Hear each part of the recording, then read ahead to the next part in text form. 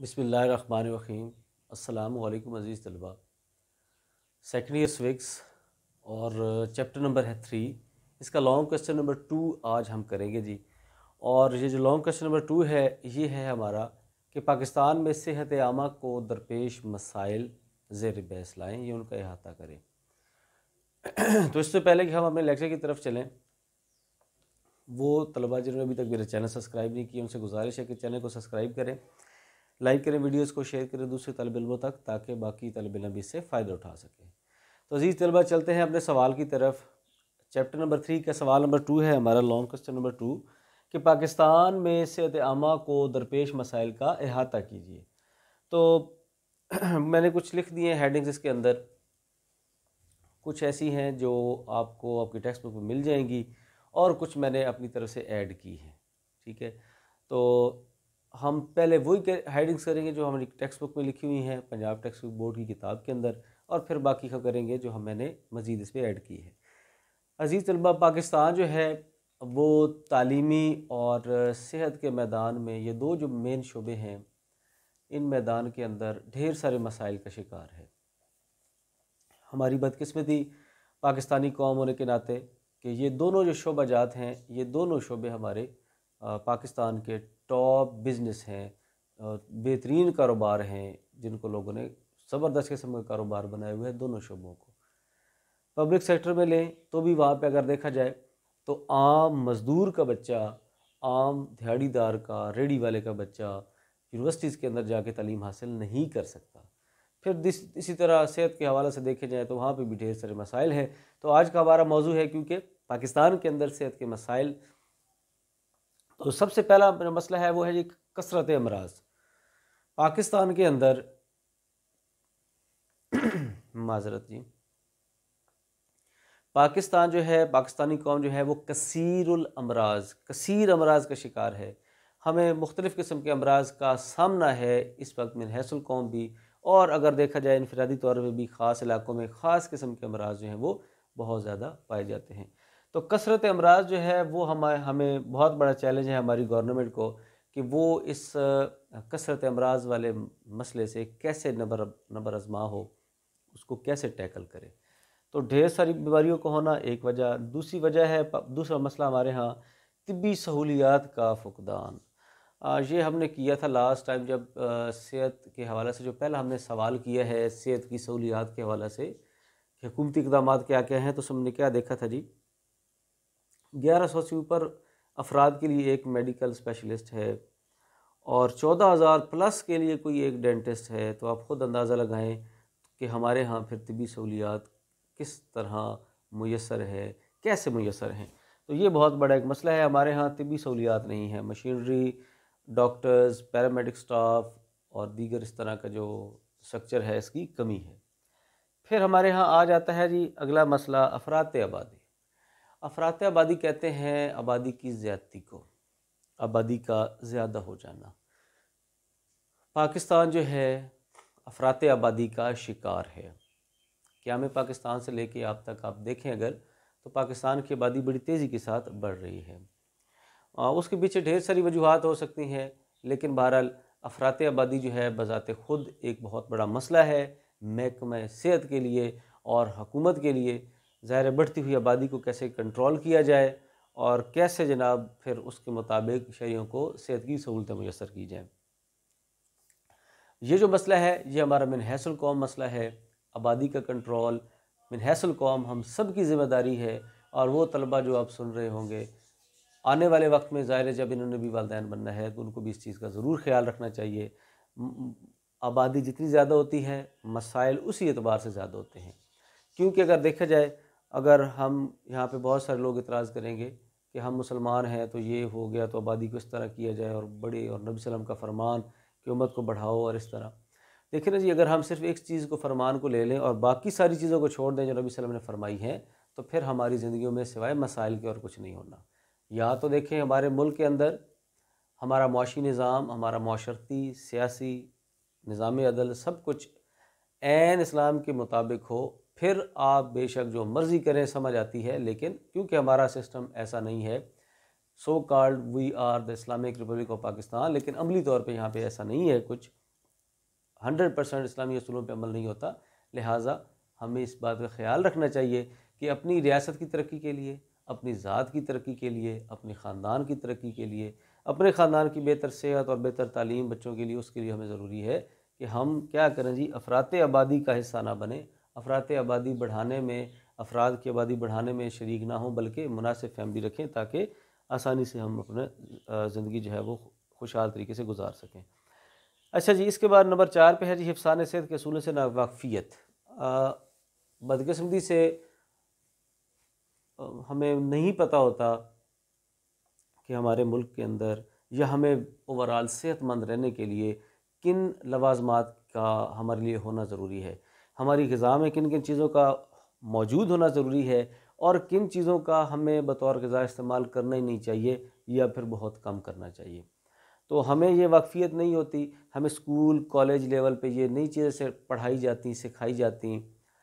موٹی موٹی کتابیں رٹے لگائے، 1100 میں سے 1092 95 نمبر لے لیے، اور ہمیں یہ نہیں پتہ ہوگا معذرت کے ساتھ کہ ہم نے کیسے صحت مند زندگی گزارنی ہے، اپنی عمر کے ساتھ ساتھ کیسے اپنی خوراک کو بدلنا ہے، کون سی چیزیں ہمیں ایڈ ہونی چاہیے، کون سی نہیں ہونی چاہیے، ورزش کرنی ہے نہیں کرنی، واٹ ایور. بہرحال بہت ساری چیزیں ہیں جو ہمیں نہیں پتہ.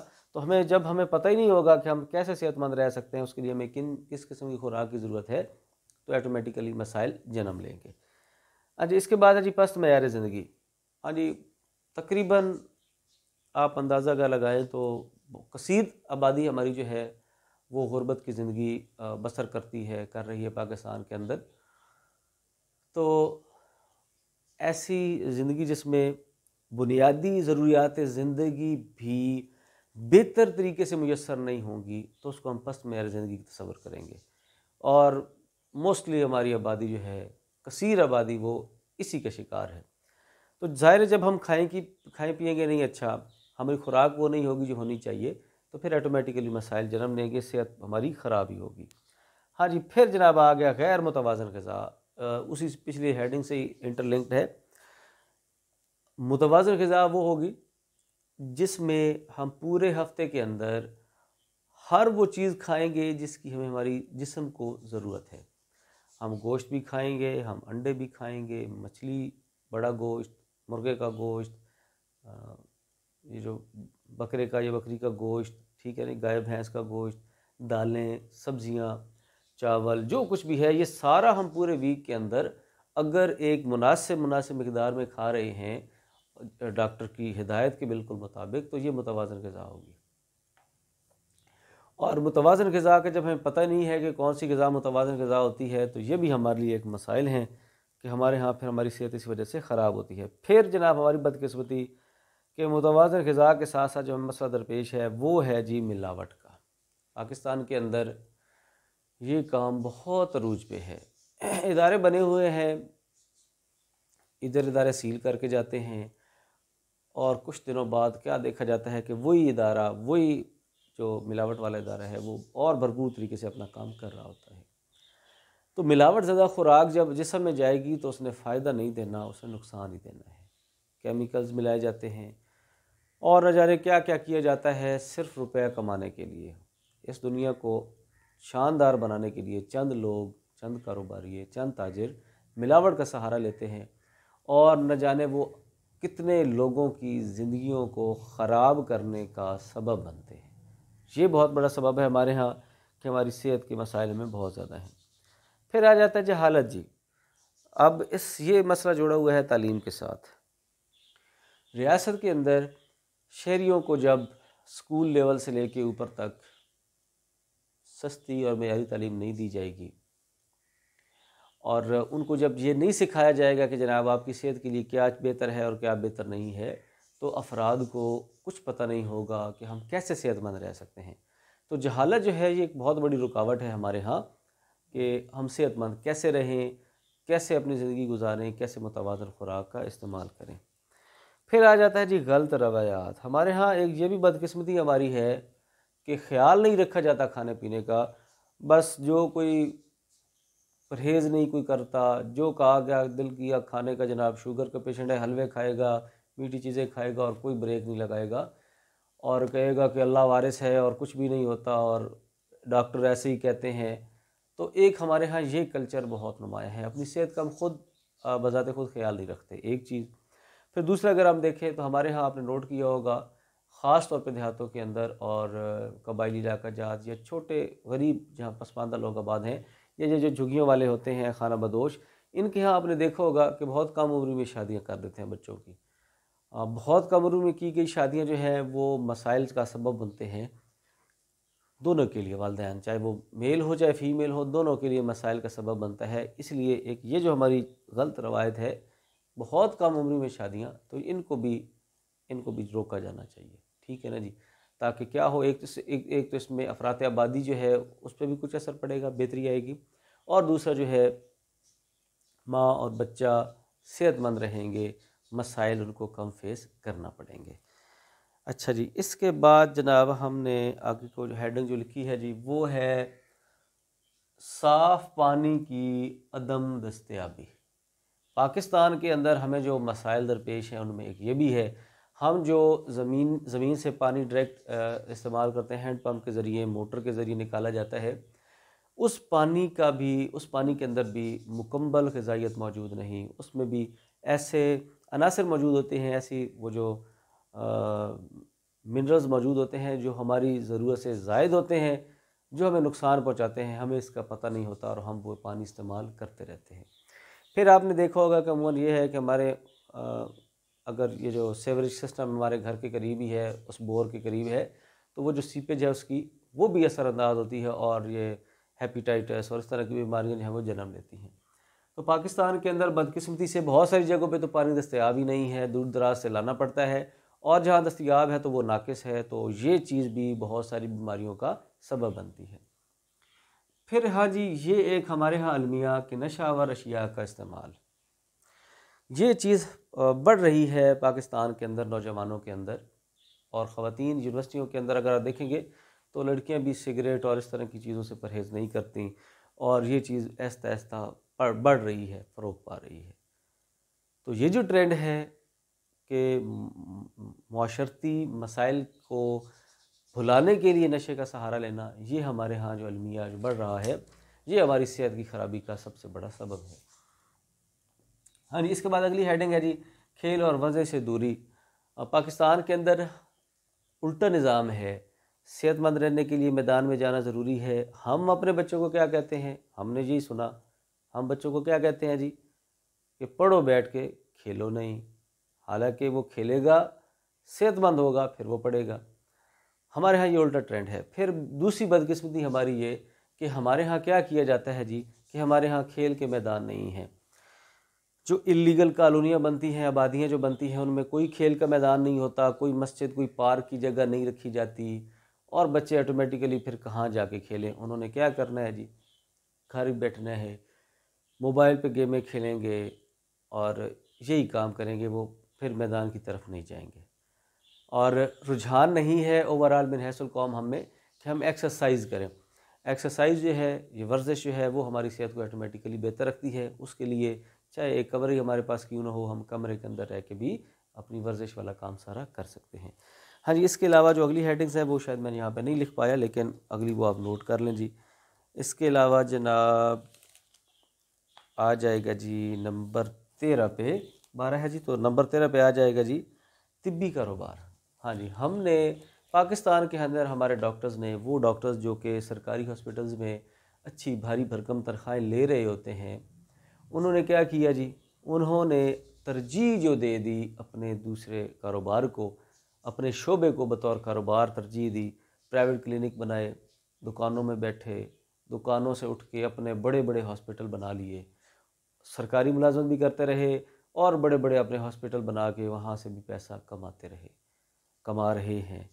اور یہ جو ہے صحت کا شعبہ جو کہ کاروبار بنا دیا گیا ہے، تو پھر عام شہری جو ہے وہ بیچارہ، اس کی صحت جو پہلے ہی اچھی خوراک نہیں کھا رہا، جس کو ورزش کا نہیں پتہ، جس کو دیگر مسائل درپیش ہیں، اس کی صحت جو ہے وہ ڈاؤن سے ڈاؤن ہی ہو رہی ہے، اور وہ کیا ہو رہا ہے جی، وہ جلدی موت کی طرف چلا جاتا ہے. خرابی صحت اگر اس کی زندگی ہے جو بھی لکھی اللہ نے وہ مسائل میں گری ہوتی ہے، وہ صحت مند زندگی نہیں گزارتا۔